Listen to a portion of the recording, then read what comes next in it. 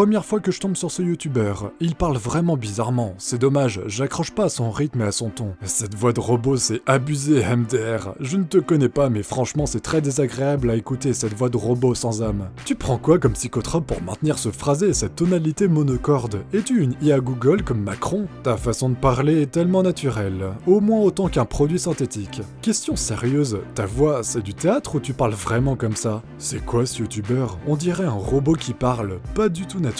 C'est quoi ta voix frère? Tu utilises un logiciel de déformation de voix? Pourquoi tu parles d'une façon curieuse? Ça fait con non? Pourquoi ce mec parle comme le traducteur Google? Bordel, varie ton timbre de voix et tes intonations. Mec je t'aime bien mais ta voix est insupportable. Dis-moi s'il te plaît, qui te double?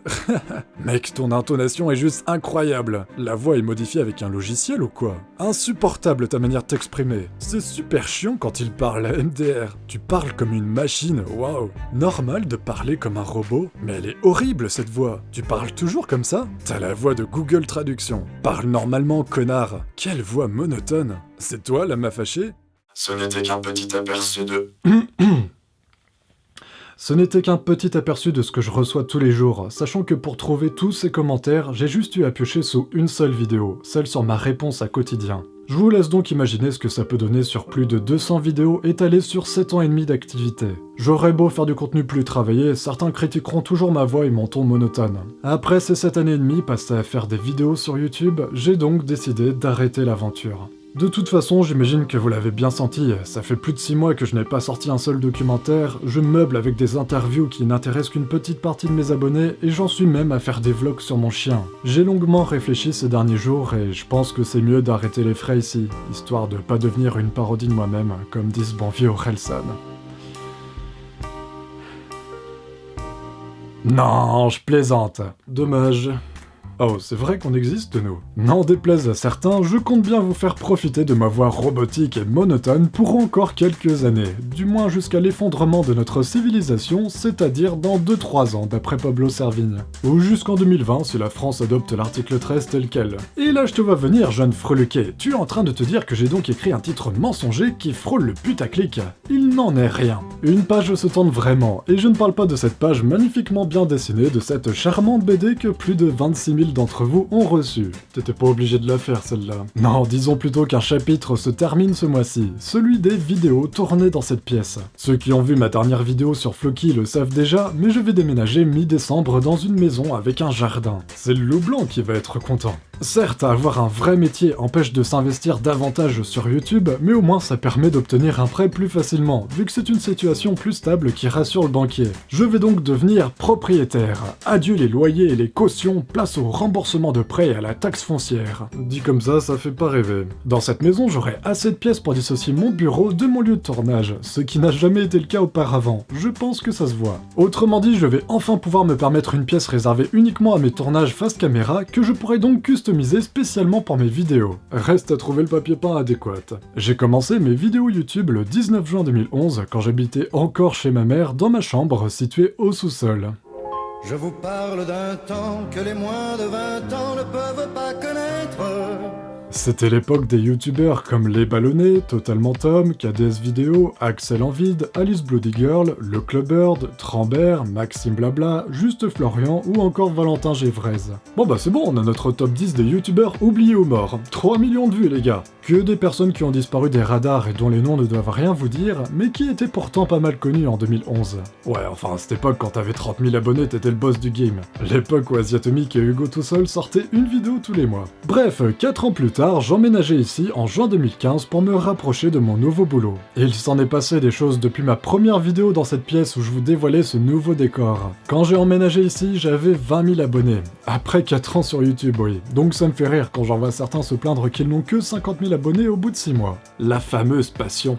3 ans et demi se sont écoulés durant lesquels j'ai sorti 85 vidéos. C'est donc la dernière fois que vous voyez cette pièce, en espérant que le nouveau chapitre qui commence sera encore meilleur que celui qui se termine. Bref, j'en profite pour vous donner quelques infos car la dernière vidéo informative date d'il y a 10 mois. Pour commencer, j'aimerais vous parler de ma série d'interviews en 12 questions et de la raison pour laquelle il y a ces derniers mois plus d'interviews que de documentaires. Rectification, il n'y a que des interviews. Je vois bien que ça déplaît à une partie d'entre vous, il suffit de regarder mes statistiques, à chaque fois que je sors une nouvelle interview, je perds 300 abonnés. Vous êtes très très nombreux à me demander de refaire des documentaires, mais il faut savoir que ça me prend au minimum 2 mois à faire. Or, depuis janvier 2018, je me suis lancé dans l'écriture d'un livre que je compte bien sortir un jour et qui me prend énormément de temps. Avant janvier, du fait de mon boulot à l'hôpital 5 jours par semaine, je n'avais déjà pas le temps de jouer aux jeux vidéo ou d'avoir une vraie vie sociale, car il fallait faire un choix entre ça ou les vidéos. Sans oublier Floki, les conventions et la BD Tubonia. Par exemple, c'est moi qui gère la page Facebook et le compte Twitter de la BD, ainsi que tout ce qui est relation avec les youtubeurs. Bref, et dans un moment de clairvoyance, un instant de lucidité, je me suis dit, vu que tu n'as plus une seule seconde de temps libre pour toi, pourquoi ne pas se lancer également dans l'écriture d'un livre? L'idée du siècle, ouais. En plus, vous me connaissez, quand je me lance dans un projet, ça finit toujours par être beaucoup plus gros que prévu. Hashtag Dark Web. Sans parler de la BD. Alors, c'est pas que je regrette de m'être lancé dans l'écriture de ce livre, mais je sais très bien que ça impacte grandement la dynamique de ma chaîne. Ça la tue à petit feu, quoi. Mais ces derniers mois, j'ai pris plus de plaisir à écrire mon livre que des documentaires, et je ne voulais pas me forcer à en faire, ça se serait ressenti. De toute façon, vous ne me verrez jamais me forcer à faire une vidéo ou un style particulier pour obtenir des vues faciles. J'aurais par exemple très bien pu en avoir plein en continuant mes analyses YouTube lorsque la critique était à son apogée en 2016, mais je suis passé à autre chose. Je me lasse toujours très vite, c'est pourquoi je suis passé par des dizaines de concepts différents sur cette chaîne, quand bien même c'était sûr que certains ne marcheraient pas. Hashtag Lucidote. Bref, avec mes contraintes de temps, j'en suis venu à me demander comment tous les youtubeurs qui ont sorti des livres avaient fait pour continuer à garder leur rythme de sortie de vidéos. C'est là où j'ai appris qu'il y avait pas mal de youtubeurs qui n'avaient pas écrit leur propre livre, tout en mettant quand même leur nom sur la couverture. Ça me sidère un peu, mais bon. Le mec sort tout juste de sa grotte, quoi. Après, bien sûr, je n'oublie pas non plus que contrairement à ces youtubeurs à temps plein, j'ai un emploi qui me prend 5 jours par semaine, autrement dit 70% de temps en moins par rapport à eux. Ouais, en fait, c'est surtout ça, quoi. Vous l'aurez compris, dans cette situation, les interviews sont plus faciles à faire que mes documentaires, bien que contrairement à ce que certains pensent, la charge de travail reste quand même assez élevée. Avant d'interviewer une personne, je regarde toutes ses vidéos, ses FAQ pour ne pas poser des questions déjà posées, ainsi que toutes les interviews qu'elle a pu faire. Et quand l'occasion s'y prête, je lis également ses livres. Bref, j'aime pas parler en jours parce que c'est trop abstrait, donc on pourrait dire que ça me prend entre 10 et 50 heures suivant la personne. Ce boulot en amont me permet de connaître l'interviewé dans les moindres détails et de rebondir sur les propos qu'il a pu tenir ici et là. L'écriture des questions me prend ensuite 6 à 11 heures suivant le profil. J'essaye vraiment de trouver des questions qui peuvent amener des réponses intéressantes ou inédites. Ensuite, j'ai 5 heures de route aller-retour pour me rendre dans les studios sur Paris où je tourne mes interviews et ça peut monter jusqu'à 8 heures quand je vais chez l'interviewé. Faut compter ensuite 1 heure d'installation et 4 heures de tournage, puis environ 7 à 10 heures de montage. On dirait pas comme ça, mais rien que le fait de visionner plus de 4 heures de rush à chaque fois, ça prend du temps, sachant que je revisionne de nouveau l'ensemble lorsque la vidéo est uploadée pour m'assurer que tout est correct. Mais bon, ça restera toujours plus facile que mes documentaires qui me prennent au minimum 2 mois de recherche et d'écriture, 13 heures de tournage et 30 à 50 heures de montage. En tout cas, j'ai vraiment pris goût à ces interviews, chaque rencontre est super enrichissante, chacun a sa vision des choses, ses idées, ses connaissances et son caractère. Contrairement à ce que j'ai pu dire au début de la vidéo pour ma petite blague, ces interviews ne sont pas des vidéos pour meubler,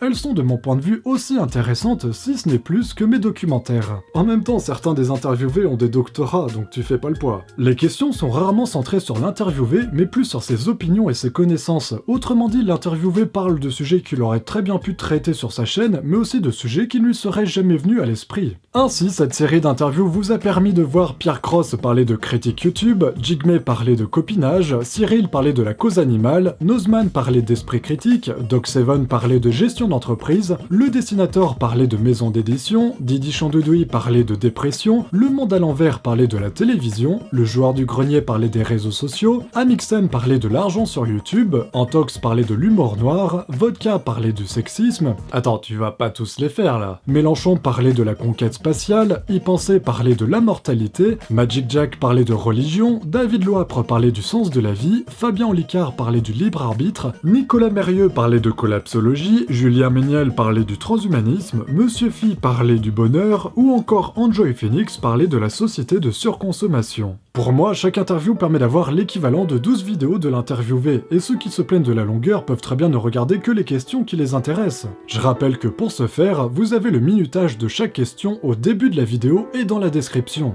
D'ailleurs, je ne comprends pas ceux qui me disent de scinder mes interviews en plusieurs parties, car il ne tient qu'à vous de regarder la vidéo en plusieurs fois, par exemple une question par jour. Je n'ai pas envie de flouder ma chaîne et votre flux d'abonnements avec 12 vidéos à chaque sortie d'interview. Certes, ça me rapporterait plus d'argent, mais je préfère de loin avoir une chaîne présentable. Ouais, enfin, pense au prix quand même. Et puis entre nous, c'est plus des vidéos à écouter que regarder. D'ailleurs, beaucoup d'entre vous me disent faire autre chose à côté en même temps. Bref, tout ça pour dire que je compte continuer mes interviews. Mais, je vais reprendre les documentaires vers janvier-février. J'ai de nouveau envie d'en faire, et tant pis si je dois mettre mon livre de côté. Ça va finir comme le livre de Poisson Fécond, ça. On n'en verra jamais la couleur. J'en ai 4 en tête, et j'ai déjà commencé la recherche et l'écriture pour certains. Sinon, pour les nouveaux arrivants, je rappelle que j'ai une chaîne secondaire nommée Absoluman, sur laquelle je poste des parties d'échecs avec des youtubeurs, des vlogs et des unboxings. N'hésitez pas à vous y abonner si le cœur vous en dit. Si ce n'est pas encore le cas, vous pouvez aussi me rejoindre sur mes réseaux sociaux, à savoir Twitter, Instagram, Facebook et Snapchat. Ne serait-ce que pour être tenu au courant de la sortie de mes vidéos, vu les problèmes de notification qu'il y a actuellement. Vous trouverez les liens de tous mes réseaux sociaux dans la description, j'y suis pas mal actif.